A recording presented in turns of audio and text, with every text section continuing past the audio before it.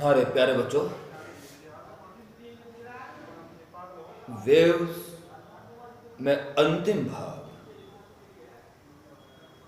या अलग चैप्टर मान लो, एक वीडियो का चैप्टर है और डॉपलर इफेक्ट इसका नाम है। और डॉपलर इफेक्ट जो अब तक आप कदाचित बिल्कुल ना जानते हो, इस वीडियो को देख लेने के बाद यकीनन उनके लिए जो वास्तव में सीखना चाह रहे हैं, मेरे रेजोनेंस वाले लेक्चर को याद रखें। सीखना चाहते हो तो सारे काम होंगे, सब कुछ सीखोगे। इस वीडियो को देखने के बाद जो बच्चे सीखने के लिए तैयार हैं, डॉपलर इफेक्ट को जान चुकेंगे और वीडियो को देखने के तुरंत बाद ही नोट्स बहुत जल्दी बनाएंगे, क्योंकि उन्हें इससे संबंधित न्यूमेरिकल्स करने के लिए तड़फ जाग उठेगी। बहुत जल्दी में अपने नोट्स बना के मुझे सेंड कर देंगे और न्यूमेरिकल्स में लग जाएंगे। Very interesting numericals. चलिए, यहाँ बैठे बैठे ही मुझे थोड़ी सी बात शुरू करनी है। डॉपलर इफेक्ट सुनिए मेरे प्यारे बच्चों। जैसे कि हर चैप्टर मैंने आपको स्टार्ट कराया है, अब तो फिजिक्स खत्म हो रही है 11th की। हर चैप्टर में आपको प्रैक्टिकली जोड़ा गया है। पहले प्यारे बच्चों, इस चैप्टर को भी शुरू करने से पहले या शुरू हो चुका, आप ये मत समझेंगे मैं इस चैप्टर के लिए कुछ कह रहा हूँ, ये समझें कि मैं नेचुरली आपसे कुछ कह रहा हूँ।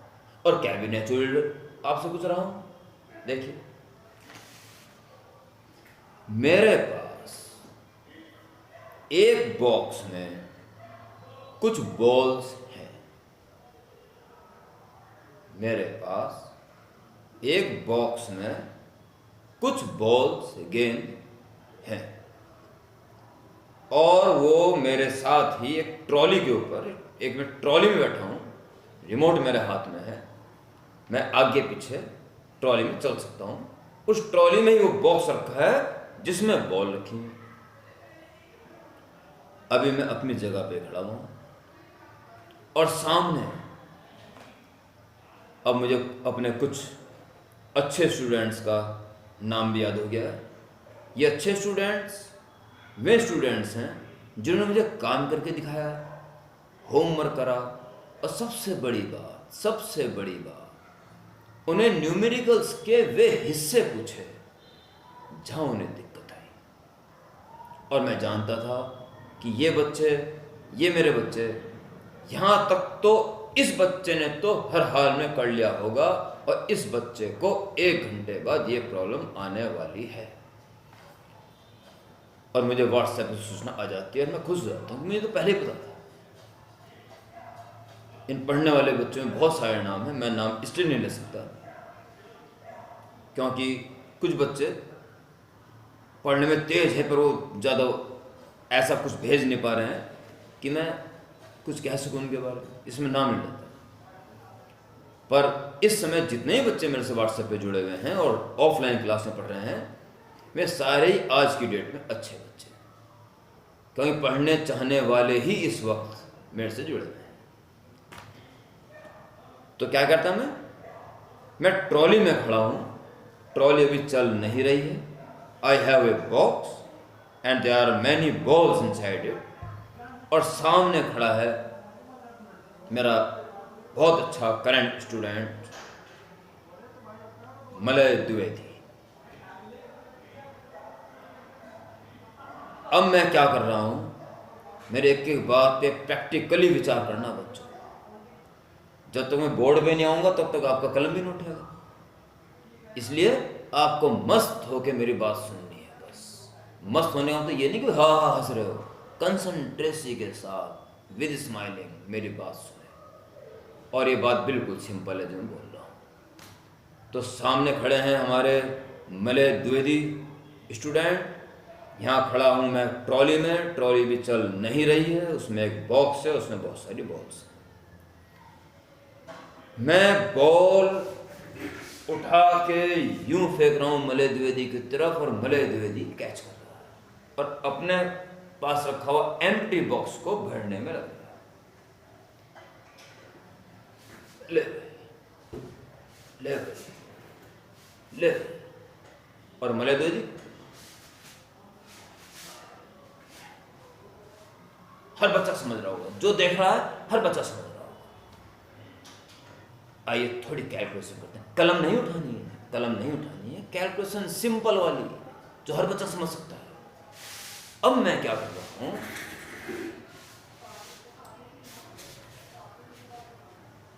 एक सेकंड में 5 बॉल के हिसाब से धड़ धड़ धड़ धड़ फेंक रहा हूं। प्यारे बच्चों, अगर मैं पर सेकंड 5 बॉल के हिसाब से यहां थ्रो कर रहा हूं, तो मलय द्विवेदी पर सेकंड कितनी बॉल पकड़ रहा होगा? निसंदेह निसंदेह 5 बॉल। मैं एक सेकंड में अगर 5 बॉल फेंक रहा हूं, तो मलय द्विवेदी हर एक सेकंड में 5 बॉल ही कैच कर रहा है। यह बिल्कुल साधारण सा सिद्धांत है। अब मैं ट्रॉली के ऊपर क्यों खड़ा था? क्योंकि थोड़ी देर में ट्रॉली चलेगी। प्यारे बच्चों, मैंने रिमोट लिया, दबा दिया एक बटन, जिससे ट्रॉली चल पड़ी मलय द्विवेदी की ओर।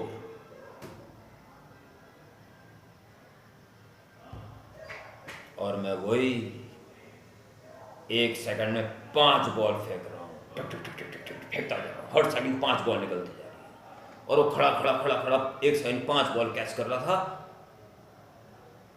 जरा सोचिए, अगर मैं यूं ना फेंकता, सोचिए यूं मार के फेंकता, यूं, और वो कैच कर रहा है। मैं मार नहीं रहा हूं उसको, फेंकने की स्टाइल है।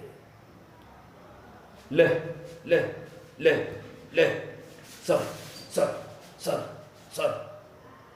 सोचिए, अगर मैं उसकी तरफ भागता हुआ जा रहा हूं, ले ले ले, तब आराम से करेगा वो कैच? थिंक प्रैक्टिकली, नहीं करने। जब मैं खड़ा खड़ा बॉल उसके पास फेंक रहा था, तो वो सर सर सर, और जब भागता भागता ले ले ले भाग रहा हूं, सर सर सर, कुछ ऐसी फीलिंग होगी। उसे ऐसा लगेगा कि पर सेकंड उसके पास 5 से ज्यादा बॉल आना चाह रही है शायद। मेरे हाथ से पर सेकंड 5 बॉल ही निकल रही है।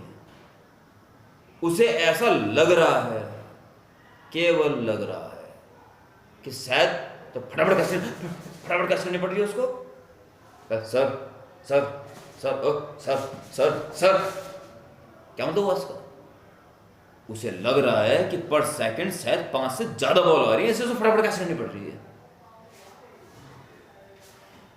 पर मैं पर सेकंड कितनी बॉल फेंक रहा था? 5 ही फेंक रहा था। बड़े आराम से फिजिक्स में आइए, बड़े आराम से। मैं पर सेकंड 5 बॉल फेंकने वाला एक सोर्स हूं, या मैं एक साउंड सोर्स हूं। तो एक सेकंड में 5 वेव्स निकल जाती हैं। अगर मैं साउंड वेव सोर्स हूं, तो साउंड प्रोपेगेट कर रहा ना, और साउंड लॉन्गिट्यूडनल वेव की फॉर्म में चलेगी। एक वेव की लेंथ वेवलेंथ, एक वेव सेम एज 1 बॉल। एक सेकंड में 5 वेव निकल रही है, और वहां सुनने वाला सुन रहा, और एक सेकंड में 5 वेव ही प्राप्त कर रहा। और एक सेकंड में कंप्लीट होने वाली वेव कहलाती है frequency, the number of waves completed in 1 second. यानी यहां जो मेरी एक्चुअल फ्रीक्वेंसी है, बोल रहा हूं, वो सुन रहा है। अगर मैं भागता हुआ बोल रहा हूं उसकी तरफ, तो शायद कुछ ज्यादा सुनेगा, फ्रीक्वेंसी कुछ ज्यादा सुनेगी। है मेरी फ्रीक्वेंसी वही, वो लिसनर है या ऑब्जर्वर है, मैं सोर्स हूं। अगर सोर्स खड़ा हुआ है एक जगह, लिसनर सुन रहा है, तो जो फ्रिक्वेंसी की वो वेव प्रोपेगेट कर रहा है वही वो सुन रहा है। पर अगर ये सोर्स उस लिसनर की तरफ भागते हुए साउंड क्रिएट कर रहा है, तो जो एक्चुअल फ्रिक्वेंसी है उसे लिसनर को उससे कुछ ज़्यादा सुनाई देगी। और यही कारण है कि अगर हम आंख बंद करके किसी अपनी तरफ आते हुए या जाते हुए या खड़े हुए इंजन की सीटी की आवाज़ को सुने या हॉर्न को सुने, समझ जाएंगे कि कोई सीटी मारता हुआ हमारी तरफ आ रहा है, क्योंकि उसकी फ्रिक्वेंसी बढ़ी हुई महसूस हो रही है। या ऐसे आवाज आ रही है तो समझ जाएंगे ये इंजन सीटी लगाता हुआ दूर जा रहा है। आप रेलवे स्टेशन में खड़े होकर अगर किसी ट्रेन की सीटी की आवाज़ आ रही हो या ट्रेन की आवाज़ आ रही हो तो सुन के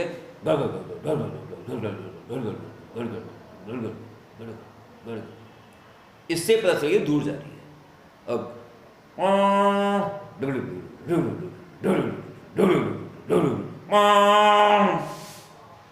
यानी पास में आ गई। अगर ये फ्रिक्वेंसी बढ़ी हुई या घटी हुई प्रतीत ना होती तो हमें यह भी ना पता चलता कि कोई ऑब्जेक्ट हमारे पास आ रहा है या दूर जा रहा है। ओके, यानी कि सोर्स और ऑब्जर्वर दोनों के बीच में अगर ये डिस्टेंस ज़्यादा होनी शुरू हो जाए या कम होनी शुरू हो जाए तो जो इसकी एक्चुअल फ्रिक्वेंसी है वो तो इसको सुनाई देने वाली नहीं है, या तो घटी हुई महसूस होगी या बढ़ी हुई। ये घटना कहलाती है डॉपलर्स इफेक्ट। प्यारे बच्चों, पेन उठा लो, कॉपी उठा लो और एक हेडिंग तो यहीं लिख दो बोर्ड पे आने से पहले chapter name Doppler's effect, first heading Doppler effect, और लिखेंगे when there is a relative motion, when there is a relative motion between a source and observer, then the wave obtained by observer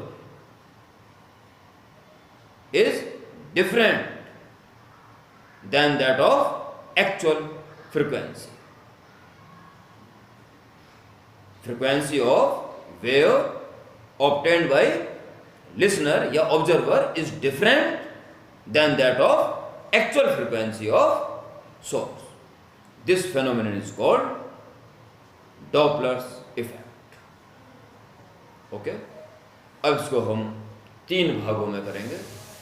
पहले भाग में अगर source चल रहा हो और ऑब्जर्वर खड़ा हुआ हो, दूसरे भाग में ऑब्जर्वर चल रहा हो और सोर्स खड़ा हो, और तीसरे भाग में दोनों चल रहे हैं। बहुत मज़ेदार है। आपको इतने सारे टाइप, जैसे 3 टाइप्स आ गए, आप जब एंड पहुंच जाओगे तो आप समझोगे तो कुछ है ही। और मात्र पूरे चैप्टर में ऑब्जर्वर, लिसनर, कोई भी कहीं भी चल रहा हो, फॉर्मूला मात्र एक, केवल एक फॉर्मूले से आप खतरनाक से खतरनाक क्वेश्चन डॉपलर इफेक्ट के करेंगे। ओके, तो आपने हेड डाल के पहले लिख दी डेफिनेशन। अब पार्ट ए बी सी कर देना। कैपिटल ए पार्ट वो मैं बोर्ड में लिखाता हूँ। ओके, शुरू पार्ट में सोर्स चलेगा और ऑब्जर्वर खड़ा रहेगा। ठीक है, पार्ट ए डाल दो, हेडिंग में लिखा रहा हूँ बोर्ड पे आके।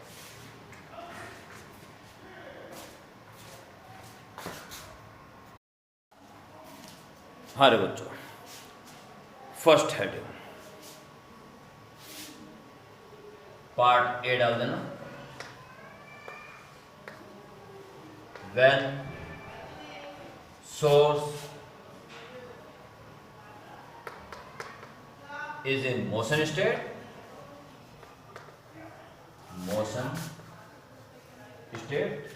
and observer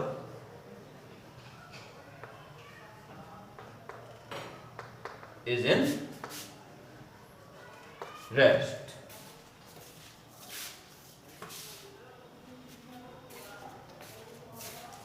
okay.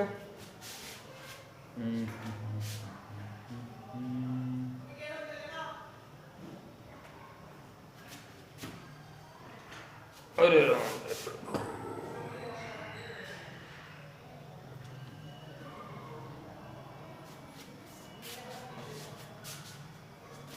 तो ये रहा सोर्स और ये रहा ऑब्जर्वर। प्यारे बच्चों, जो मैंने अभी ये बताया था कि मैं मलय द्विवेदी की तरफ बॉल फेंक रहा हूँ, 1 सेकंड में 5 फेंक रहा हूँ, तो वो भी 1 सेकंड में 5 कैच कर रहा था। इससे इस बात का क्या प्रभाव पड़ता है कि मेरे और मलय द्विवेदी के बीच में डिस्टेंस कितनी है। वो जहाँ भी खड़ा था, मेरे पर सेकंड 5 बॉल फेंकने की रफ्तार पर वो भी पर सेकंड 5 बॉल ही कैच कर रहा था। अगर वो 4 कदम पीछे खड़ा होता तब मैं पर सेकंड 5 बॉल फेंकता तो क्या कम ज्यादा एक्वायर करता वो। पर सेकंड उतनी थोड़ी देर बाद शुरू हो जाती, पर सेकंड 5 ही मिलती उसको। तो इनके बीच की डिस्टेंस कितनी है ये कोई मायने नहीं रखती। तो ऐसी डिस्टेंस एज्यूम कर लो जिससे हमारा काम चल जाए। कुछ भी रख देने से व्यवस्था पे फर्क नहीं पड़ता ना। तो सुनिए, अगर वेव स्पीड v हो, वेव स्पीड यानी कि साउंड स्पीड v हो, तो इस डिस्टेंस को v एज्यूम कर लो, फर्क कुछ नहीं पड़ना। और इसकी एक्चुअल फ्रीक्वेंसी n मान लें और आपका फर्स्ट पैराग्राफ भी तैयार हो गया। Considering a source as having natural frequency या having frequency n,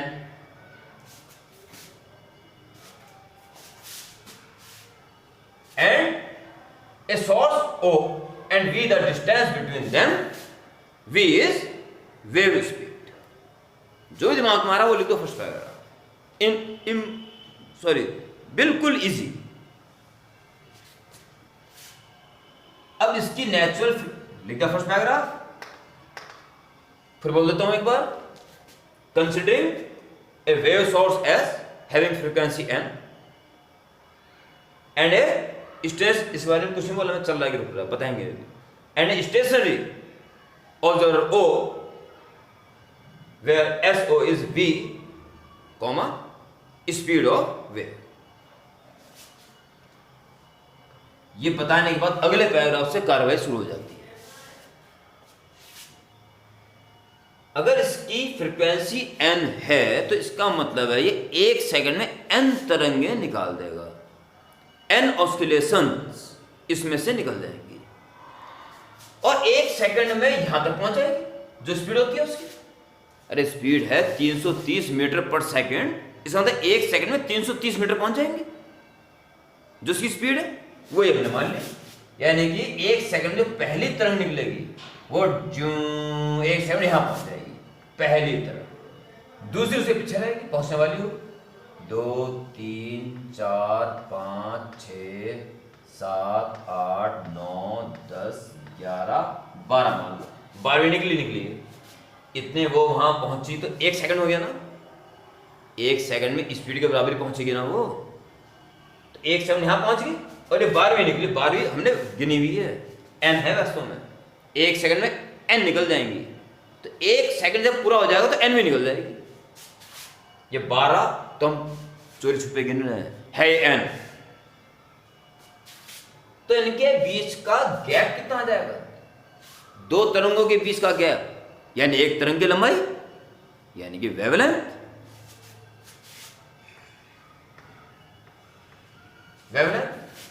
then actual wavelength lambda is v equal to n lambda से v equal to n lambda, तो v अपॉन n। क्या यहां देखो ये v डिस्टेंस n तरंगों में फैली, n तरंगों ने v डिस्टेंस कवर कर ली, तो एक वेव में कितनी डिस्टेंस आगे होगी? v upon n। ओके, अब सुनिए, if source is in moving state या motion state towards observer with speed vs,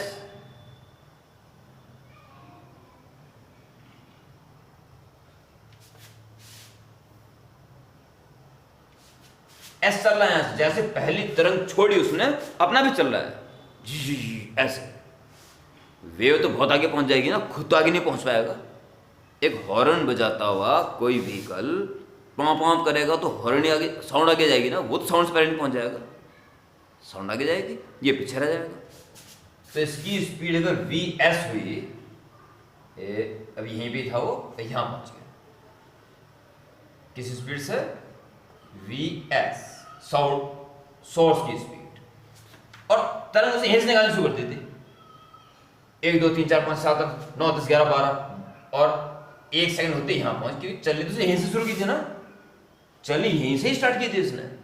अब 1 सेकंड में तो अपनी स्पीड के बराबर गया, और वेव अपनी स्पीड के बराबर गई, यहां पहुंच गई, और 1 सेकंड पूरा भी हो गया, यहां भी पहुंच गया, और 1 सेकंड में 12वीं मीन्स nth, तो 1 सेकंड बाद ही निकली ना, वो यहां से निकलेगी। अब ये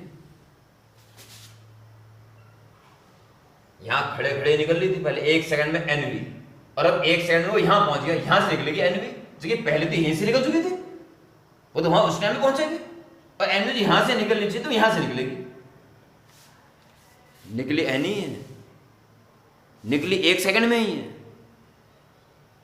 परंतु 1 सेकंड होने का मतलब है पहली वाली यहां पहुंची है, और एनवी जो यहां से निकलनी चाहिए तो यहां से निकली है, एन की एन आ चुकी ना इसके बीच में, बना दो उन्हें। सीक्रेट तो ये था कि 12 थी वो, है 1 2 3 4 5 6 7 8 9 10 11 और 12 है, यानी कि वेवलेंथ कुछ और नजर आएगी, वेवलेंथ कुछ और नजर आएगी। देख कितनी आएगी, ये डिस्टेंस तो थी वही भी, पर 1 सेकंड में कितना चल लेगा, वी एस। 1 सेकंड में जो डिस्टेंस चलती है वो वेलोसिटी के बराबर ही होती है, यानी वही एन तरंगे जो वी डिस्टेंस में फैल रही थी, अब मजबूरन इतनी डिस्टेंस में फैलने को मजबूर है, और डिस्टेंस कितनी है, वी में से वी एस कम कर लो। एपरेंट वेवलेंथ क्या लिखोगे इसके बाद, बताने के बाद, नाउ इफ, वीडियो को देख देख के नोट्स बनाते हैं, रोक देना बीच में, if now if source is in moving state towards O with speed vs, then apparent wavelength lambda dash is v, v की जगह कितना स्पेस मिली है उसे, v माइनस वी एस, और तरंगे वही n ही है, n, ठीक है, लैम्डा इतना हो गया, यानी कितनी फ्रीक्वेंसी सुनाई दे रही होगी उसको, so apparent frequency, so apparent frequency and dash is equal to v upon lambda, v upon lambda, तो कुछ और नजर आ रहा है उसे, स्पीड तो साउंड वही है, स्पीड साउंड स्पीड से क्या फर्क पड़ेगा, चाहे रुका हुआ हो चाहे भाग रहा हो, उसकी स्पीड पे क्या फर्क पड़ेगा, वो तो वही रहेगी। हाँ ये फर्क पड़ा तो ये फर्क पड़ेगा, और ये तो आपको मैंने बैठे बैठे प्रैक्टिकली बताया था आपको, फर्क तो पड़ेगा पड़ेगा। कुत्ता भौंकता हुआ आपके पास आ रहा है तो समझ जाओगे उसकी आवाज सुन के, अरे भाई तो हमारे पास ही आ रहा है, और भौंकता हुआ या रोता हुआ दूर जा रहा है, आवाज सुना दूर जा रहा है, समझ रहे हो, ये तो डिफरेंट हो गई होगा। v अपॉन लैम्डा डैश निकला है v minus V S upon n actual frequency, so n dash is equal to n ऊपर पहुंच जाएगा, और बचा v माइनस वी एस। आप सोर्स का चलना बंद कर दो, वी एस 0 कर दो, तो v अपॉन वी 1 हो जाएगा, और n dash equal to n, जो उसकी एक्चुअल फ्रीक्वेंसी वही सुनाई देगी उसको, अगर सोर्स अपनी जगह पे खड़ा है, ऑब्जर्वर अपनी जगह पे खड़ा है। Okay, note it.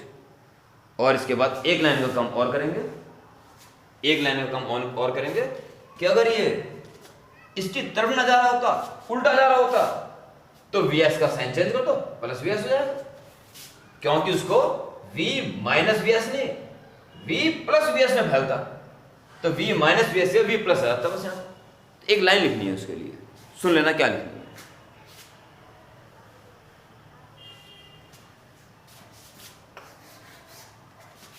If source is moving away from away from observer, if source is moving away from observer, then this apparent frequency n dash is equal to v upon v plus vs। इस तरह से part A को जल्दी खत्म करें। Okay, part B,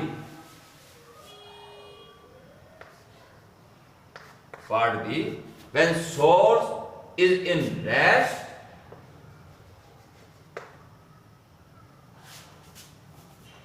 and observer is in motion state,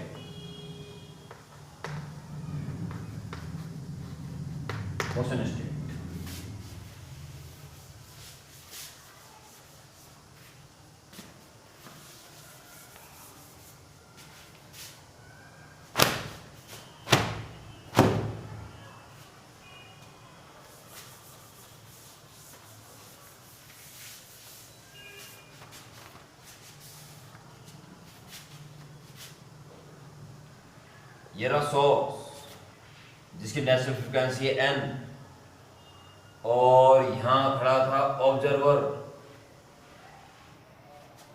और 1 2 3 4 5 6 7 8 9 10, इस बार 10 है n, ये 10 और 12 मत लिख देना कहीं कैलकुलेशन में। और सोर्स भाग रहा है,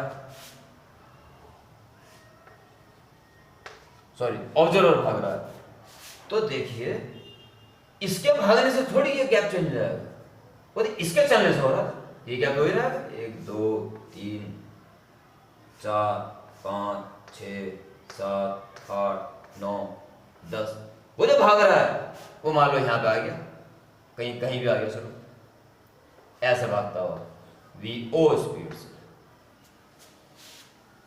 यहां खड़ा रहता तो सारी मिलनी थी उसको, उस 1 सेकंड में इतनी और फालतू मिल जाएंगी उसको। बस ये कॉन्सेप्ट है इसका, ठीक है। तो क्या लिखोगे, considering a source of frequency n and observer o distant v from s, where v is speed of wave. If observer is moving towards source, then it acquires some additional waves, so apparent frequency, दोबारा सुन लेना है, apparent frequency n dash is equal to, तो n तो खड़े खड़े प्राप्त कर रहा था, प्लस ये तरंग, और महसूस कर लेगा कितना चल लिया वो एक सेकंड में अपनी स्पीड के बराबर vo, ठीक है। इसमें कितनी वेव्स आ गई होंगी, vo अपॉन लैम्डा, एक का गैप लैम्डा, तो इतने में कितने ऐसे ऐसे गैप आ गए होंगे, डिवाइड दे दो, इतनी वेव्स एडिशनल उसने प्राप्त कर ली। अब थोड़ा लैम्डा चेंज हुआ है, तो v equal to n lambda से, लो जी मैं भी कुत्ते की रोने की एक्टिंग कर रहा था, तो कुत्ते सच्ची में रो रहे, भौंक रहे हैं, ऐसे भौंक दोनों हो रहे। तो लैम्डा की value v upon n, v upon n, n ऊपर पहुंच जाएगा और कॉमन आ जाएगा, तो n dash is equal to n common, तो यहां 1 बचा और n ऊपर आ गया था, तो vo upon v, vo upon v,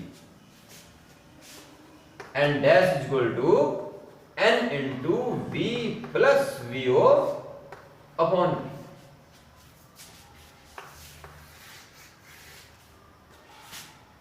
इतनी फर्क, उसका भागना बंद कर दो, मत भाग भाई, vo 0 हो जाएगा, वी पॉइंट पकड़ बना जाएगा, फिर जो एक्चुअल थी वो इसको सुनाई देगी, यानी चलने से फर्क पड़ा। ओके, इसी में एक नोट और लिख देना।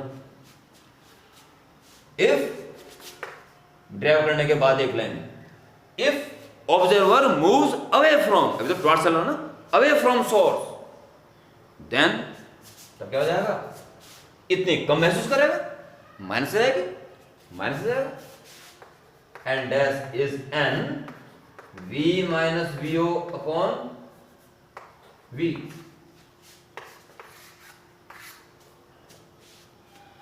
अपने दिमाग में जो इस वीडियो को देख के अब तक आपके दिमाग में कुछ नेगेटिविटी आ रही है, मैं बताता हूं क्या नेगेटिविटी आ रही है। कितने फॉर्मूले याद रखेंगे, सोर्स जा रहा है तो अलग, आ रहा है तो अलग, ऑब्जर्वर जा रहा है तो अलग, आ रहा है तो अलग, और जो दोनों चलेंगे तो हे भगवान पता नहीं क्या होगा, कुछ नहीं होगा, गारंटी है कुछ नहीं होगा। मेरे जैसा आदमी आपको गारंटी दे रहा है तो कुछ सच ही बोल रहा है ना। डेरिवेशन कैसे करना इंपॉर्टेंट है, फॉर्मूले याद रखना इंपॉर्टेंट नहीं है। मैंने बैठे बैठे ही बोला था अभी, सिर्फ एक फॉर्मूला सारे काम करेगा। पार्ट सी,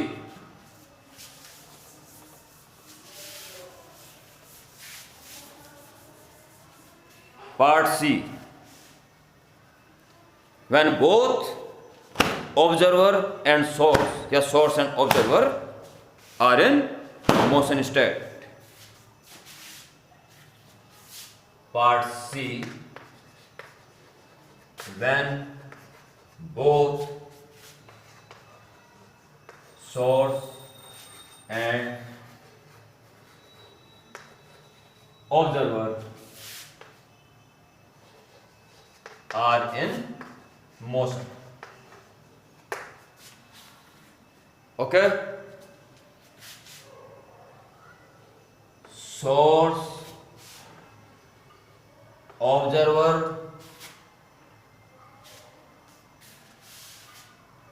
बेहद इंपॉर्टेंट पॉइंट इस मोड पे।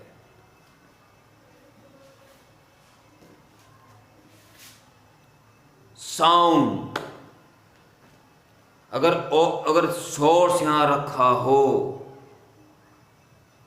तो साउंड की डायरेक्शन इससे स्टार्ट होके चारों तरफ होगी। But in the case of both presence of source and observer, sound की direction always starts from source towards observer. In the absence of observer, direction of source is everywhere, but starts from source. In the case of both presenting, direction of sound is pointing from source to observer. सीधी सी बात है, observer से ही start होती है और अंत में उसको सुनना है, बाकी चाहे कहीं भी जारी हो। यहां से वैसे तो चारों तरफ निकलेगी, पर इसके प्रेजेंस में this is the direction of sound.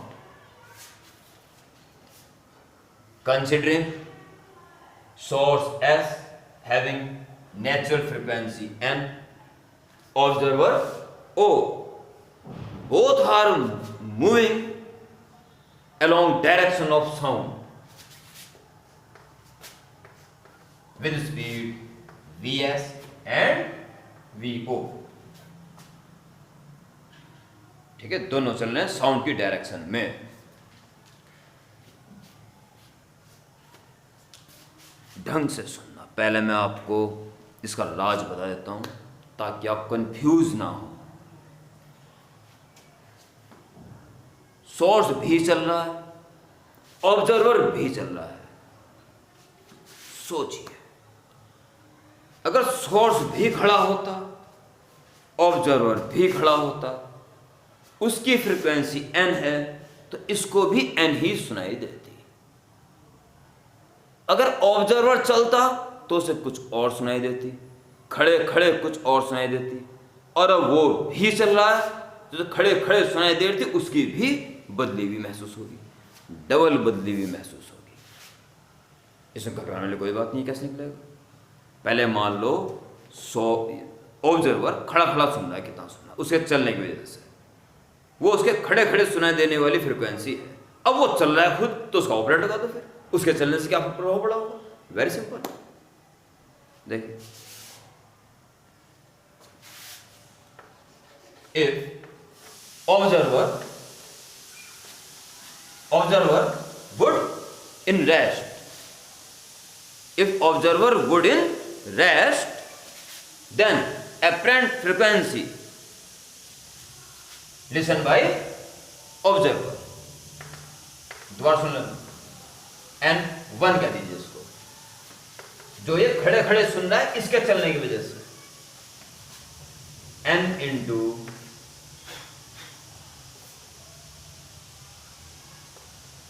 V upon V minus V।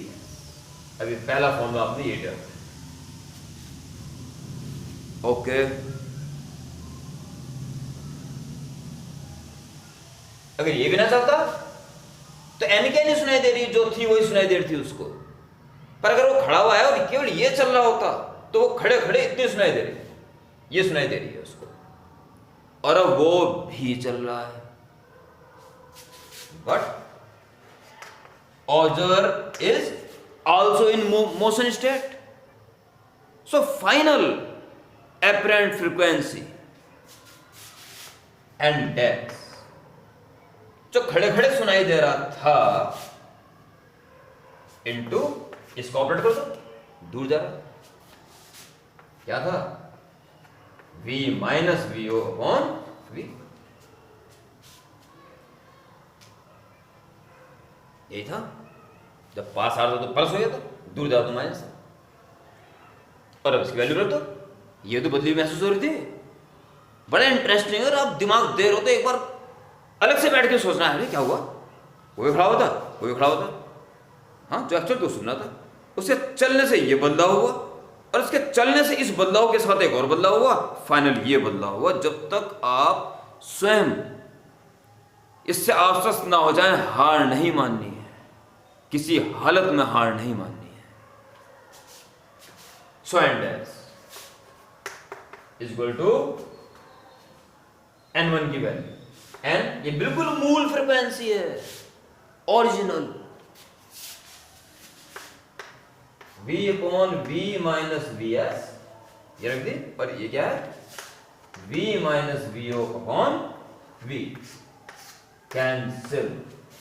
So N dash is equal to N into V minus VO upon V minus VS। दिख रहा है कि कोई दिक्कत हो रही है? दिख रहा भैया, बहुत मजा आ रहा, हो गया। और ये फॉर्मूला है खतरनाक फॉर्मूला, यही है वो इकलौता फॉर्मूला, सब कुछ इससे होगा। डेरिवेशन तो पर्टिकुलर फॉर्मूले अपना हो जाएंगे, पर याद रखने वाली बात केवल ये है, और इससे आप सारे फॉर्मूले ऑटोमेटिकली ही लर्न रखोगे। मैं बताता हूं, सारी बातें बोल रहा हूं।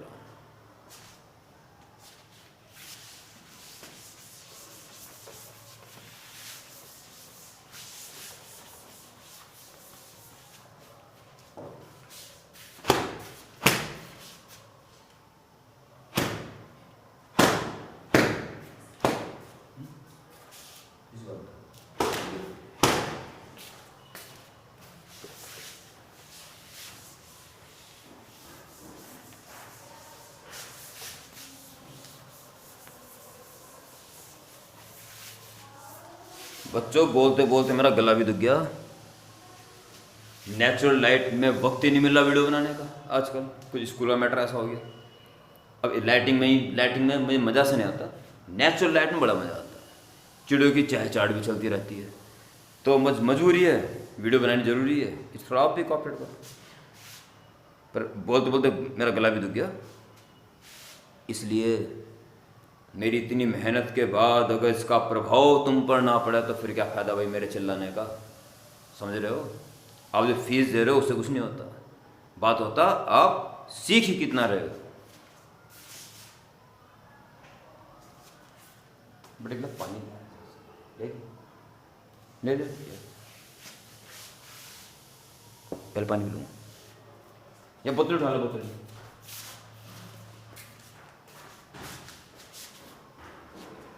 देखिए पहले ये आप नोट लिखिए।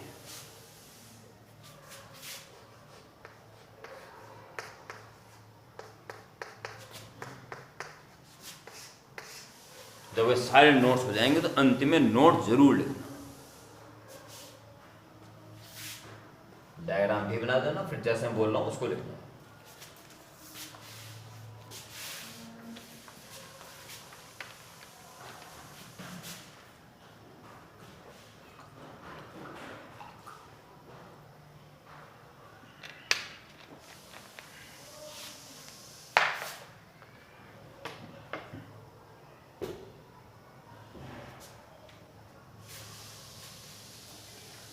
डैमेज इसलिए पहले बना रहा हूं ताकि जो मैं बोल रहा हूं समझ जाए।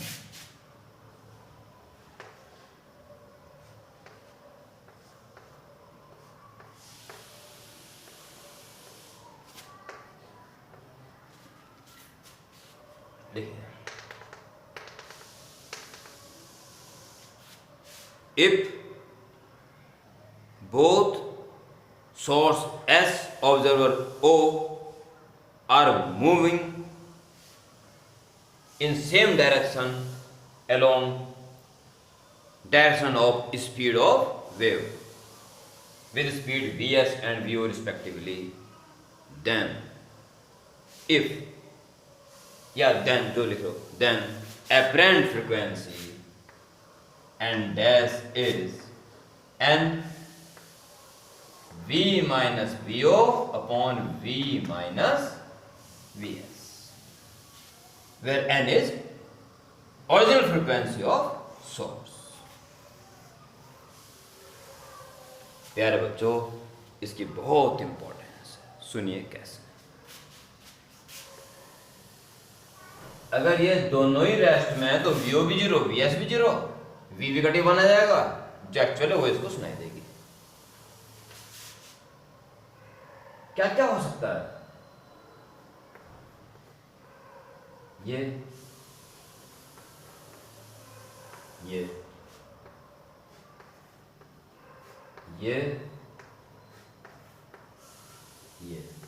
और भी पॉसिबिलिटी है प्यारे बच्चों, और कोई पॉसिबिलिटी नहीं।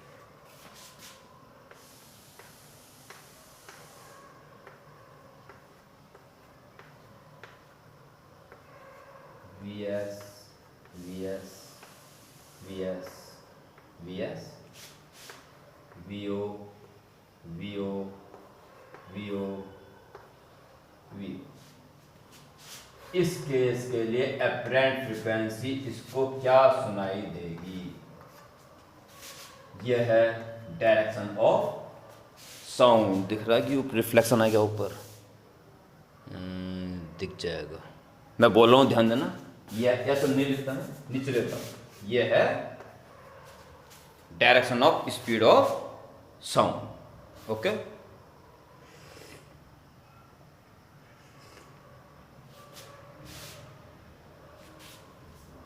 देख, ये दोनों ही v की सीध में चल रहे हैं, तभी फॉर्मूला ये याद रखना है।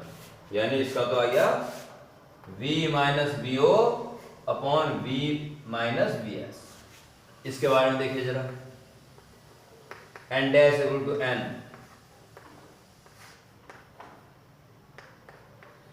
फॉर्मूला लिख दिया पहले। देखिए, साउंड की डायरेक्शन बहुत इंपॉर्टेंट है। इसी की सीध में अगर दोनों चलेंगे तो ये फॉर्मूला याद रखना है। ये तो इसी सीध में ही चल रहा है, पर वो उल्टा चल रहा है वीओ, तो वीओ का साइन चेंज कर दो बस। फॉर्मूला ये याद रखो, अगर दोनों साउंड की स्पीड में डायरेक्शन में चल रहे हैं और कोई भी इसका अपोज कर रहा है तो उसका साइन चेंज कर दो बस। सारे फॉर्मूले आ जाएंगे जो आप आज आपने पूरे पूरे ड्राइव करे। इसका बताओ, पहले तो N dash equal to N into V minus V O upon V minus V S. इस सीध में वी ओ तो चल रहा है, पर वी एस उल्टा हो गया तो वी एस का साइन चेंज कर दो।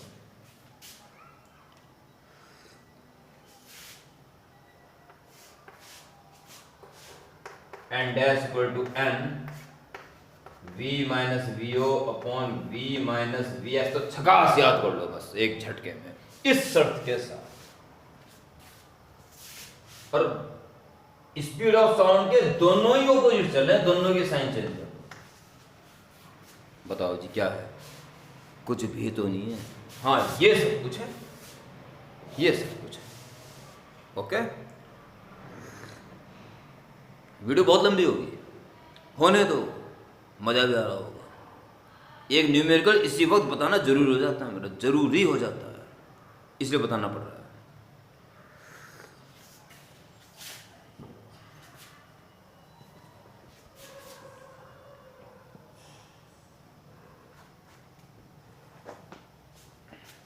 कैमरा तो नहीं हिल गया?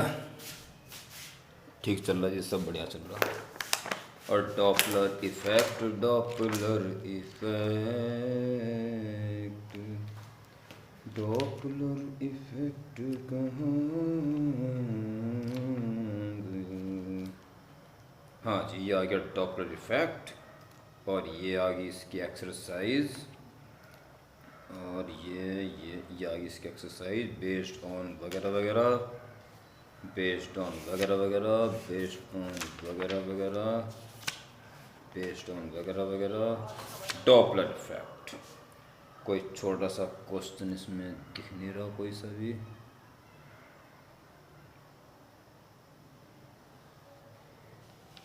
डॉपलर इफेक्ट, चलो जी ये बता देता हूँ। एक पुलिस मैन, बस लास्ट एक क्वेश्चन बता रहा हूँ ताकि वीडियो खत्म हो जाए।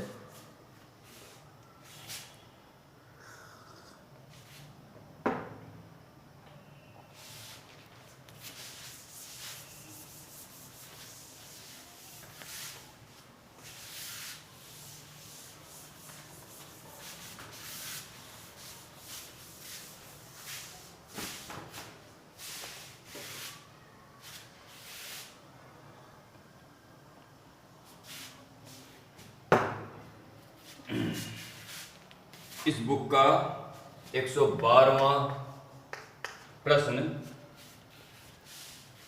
ए policeman on duty detects a drop of 15% in the pitch of a horn of motor car as it crosses him. If the velocity of sound is this, cat the speed of car. इससे पहले तो बहुत छोटे question करने पड़ेंगे, क्योंकि इससे पहले थोड़ी सी आदत बनानी पड़ेगी आपको सिंपल क्वेश्चन करने की, फिर इसको बाद में करना पड़ेगा। ये बड़ी लैंग्वेज वाले करने पड़ेंगे पहले। ए सोर्स एंड एन ऑब्जर्वर, 103। जो क्वेश्चन 112 बताने वाला था मैं, उससे पहले आपका हाथ बैठना जरूरी है, पहले सिंपल क्वेश्चंस पे। A source and observer are approaching each other with a relative velocity this, relative velocity बता रहा है। सोर्स एंड ऑब्जर्वर दोनों ही एक दूसरे की तरफ चल रहे हैं, और रिलेटिव वेलोसिटी बोली उसने। रिलेटिव वेलोसिटी 40 मीटर पर second. If the true source frequency is 1200 hertz, 1200 hertz ये ट्रू फ्रीक्वेंसी है, original. Calculate the observed frequency, observed frequency find करनी है। और फर्स्ट पार्ट में इनकी किसी डिस्टेंस कम हो रही है, वो हो रही है 40 मीटर पर सेकेंड। 40 मीटर पर सेकेंड, ये नहीं कहते कौन चल रहा है, ये गैप इस स्पीड से कम हो रहा है। तो फर्स्ट पार्ट में कह रहा है वो the source alone is moving. अगर खाली सोर्स चल रहा होता तो ये स्पीड सोर्स से होती,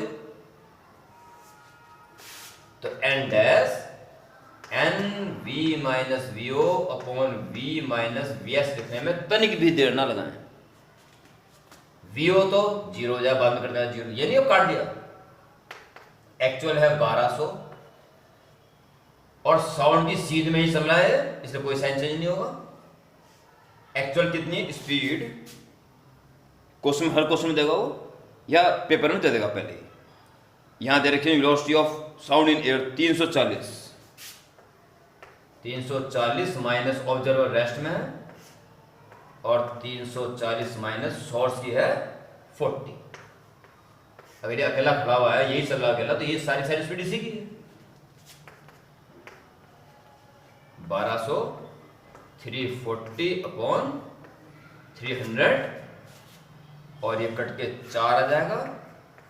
0 4 चौक 16 से ले 4 12 और 13 हर्ट्ज। 1200 हर्ट्ज है और उसको 1360 हर्ट्ज सुनाई देगी। सेकंड पार्ट में जानना चाह रहा है वो, the observer alone is moving, खाली ऑब्जर्वर चल रहा है बस, ये खड़ा हुआ है, ऑब्जर्वर चल रहा है, तो जो जिस स्पीड से कम हो रही है वो सारी स्पीड इसकी नहीं होगी, पर एक्चुअली इसकी 1200 हर्ट्ज है। तो N dash is N V minus V O upon V minus V S. Sound की डैश में ऑपोजिट चल रहा है तो ऑब्जर्वर की साइन चेंज हो।